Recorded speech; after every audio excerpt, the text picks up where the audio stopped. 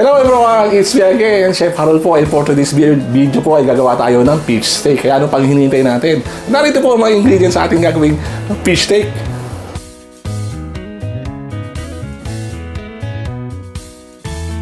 At ayun po, narito po ang mga ingredients. So ito po yung ating gagawing fish steak, no? Bali bangus po siya. And then ayun po, naka-prepare na po ang ating mga yan, yung mga sibuyas, yan, okay na po lahat. So, dito po sa side yan, okay na po, nakahiwa na po siya. So, ready to cook na po sila. So, ano pang hinihintay natin? So, tara, luto na tayo. At ayan po, sisimulan na natin ang ating pagluluto. Siyempre, lagyan po muna natin ng black pepper ng ating bangus or milkfish. Yan. Ayan natin. After that, siyempre, lagyan natin siya ng salt. Yan, season na po natin siya ng salt. So, ayan po, okay na po siya. So, after nyan is, umpisa natin, magpa-fry na po tayo. At ayan po, sisimulan natin. Bali, fry po muna natin ang ating bangus. So, lagay po tayo ng frying pan. So, yan. And after frying pan, syempre, maglalagay tayo ng mantika. So, ayan. Ayan, lagyan po tayo ng mantika. And then, painitin na po natin ang ating mantika. At ayun po, mainit po ang ating mantika. Siyempre, umpisa na natin magprito. So, yan po. Lagyan na po natin ang ating bangus. Yan. Bali, ito po ang bangus na ito. Ihinati po natin yan sa apat. Yan. Fry lang po natin siya. So, yan. Ayan, fry lang po natin siya. And then, fry lang po natin siya hanggang until maging golden brown ang ating bangus. At ayan po, golden brown na po ang ating side ng bangus. So, balikan lang po natin siya. Yan. So, ayan po. Balik pwede niyo po, i-fry niyo po ang bangus ng by batch. So, ayan.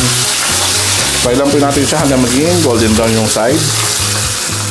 At ayan po, bali golden brown na din po ang side ng ating bangus. So, ayan po, hanguin na po natin siya. Yan. No. So, ayan po. And then, lagay po natin siya. Set aside po muna natin siya. Bali, continuous lang po ang paprito natin ng bangus. So, yan. Okay na po. At ayan po, ito na po yung last batch ng ating pritong bangus. So, hanguin na po natin siya dahil golden brown na po lahat yung side to side niya. So, ayan po. Lagyan na po natin siya isang malinis na. So, yan. Yan.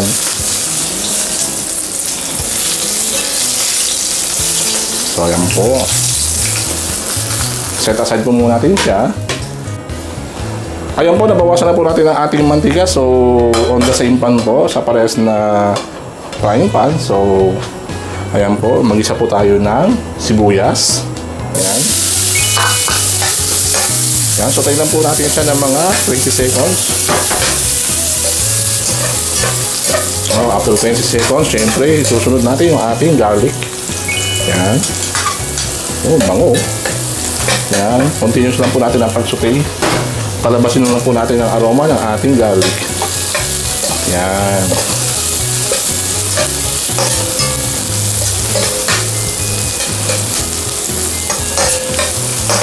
So, ayan. Okay na po siya. So, sunod natin yung ating butter. Yan. So, kung wala naman kung gusto nyo classic lang po gawin yung fish steak, walang butter, so okay lang po. So, ito po, additional pa po itong ating butter kasi pa para lalong sumarap ang ating fish steak. So, yan. Bali, melt lang po natin yung butter. So, yan. Okay na po siya. Lagay po natin ang ating toyo. Water. After water, lagay tayo ng lemon juice. Yan. 1 lemon juice po ilalagay natin. So, ayan po. Yan. Stir lang po natin siya. So, ayan. At ayan po, ito na po. Nakita nyo naman. Bali, nasimmer na po siya. So, lagyan na po natin yung pineapple chunks juice. Yan. Additional taste po yan. Tsaka and then, pineapple chunks. So, ayan po. Yan. So, optional lang po yan. Pwede lang po kayong hindi maglagay ng pineapple.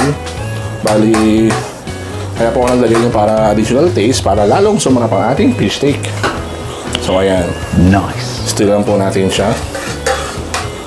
So, yan. Simmer lang po natin siya ulit. At ayun po, ito, nakita nyo ulit. Bali, nagsisimmer siya. Lagyan na po natin yung ating black pepper. Salt. Yan po. And then, stir po natin until ma-dissolve yung ating black pepper and salt. And then, after that, syempre, lagay na po natin yung ating fried bangus. So, ayan po. Lagyan na po natin siya. So, ayan. Ayan. Tignan nyo naman, no? Tsura pa lang, mukhang masarap na. Ayan. And then, simmer ulit natin siya na mga 2 to 3 minutes. Ayan. At ayun po, nasimmer na po natin siya ng 3 minutes. So, itong po, lagay na po natin ang ating onion. So, ayan po. Sa ating fish steak. So, ayan. Tingnan nyo naman, no? Kung gusto nyo maraming onion, pwede kayong mag-add ng dalawang onion, maglagay. Yan. So, ayan po. Yan, okay na siya. And then, turn off natin ang ating stove. At ayan po, okay na po. Tapos na tayong magluto. Siyempre, itatransfer na po natin ang ating fish steak sa ating serving bowl. Ayan po. So, yan. Transfer na po natin siya. Yan, oh. Tsura pa lang, oh. Sigurado. Mapaparami ka na naman ang kain na ito. Kaya ano pang hinintayin nyo, no? Gawin nyo na itong aking ginawang fish steak. So, ayan. So, ayan. Okay na po. Luto na po ang ating fish steak.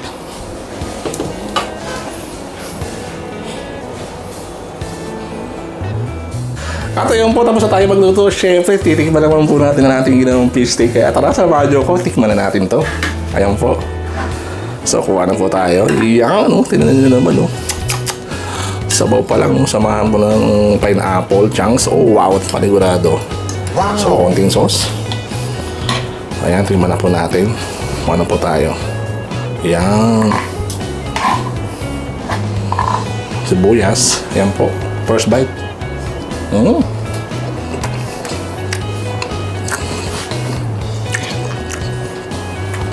Oh, wow. Panalo sa lasa.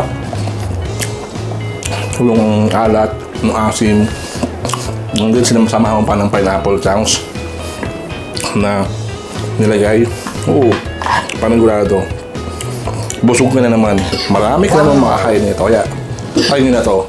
O, second bite tayo. Ayan po. Tamang-tamang alat. Ngayon sabi ko, perfect na perfect. Ano na kasama ng pamilya? Ano na tulutuin?